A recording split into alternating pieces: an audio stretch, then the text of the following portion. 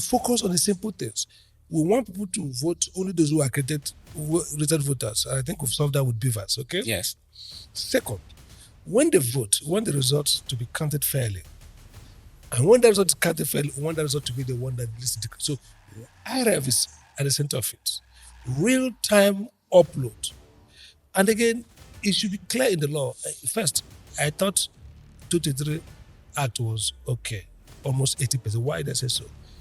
It's useless judicial theory to say that IRF is not mandatory. And I was the one who went to court and I said, these are talking nonsense. But INEC insisted that they said unfortunately, the courts, there were judges, a mixture of lack of real knowledge and corruption. Anybody who knows administrative law, I taught it for years at university, knows that if you authorize an agency to make rules, I was the chief regulator of electricity for 5 years. When we make rules, NEC, it's law.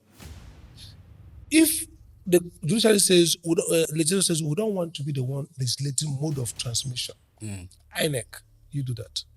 They have, it's called delegated authority. yes. So they have said, and they are right, we may not know all the nuances, all the mechanics, all the changes. We can't quantify technological possibilities. INEC is the guy who can seek out that knowledge. So defer to INEC to decide how to.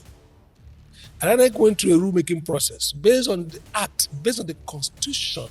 And the constitution says INEC's regulations are not subject to judicial or legislative control, executive or legislative control.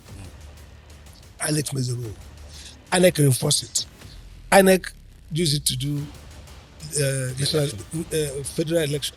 Then when they reached presidency, they uploaded House of Reps and didn't upload presidency. And the judge sits and says, hey, it's discretionary. So, first point, the 2003 Electoral Act was very good. Judges burnt it down.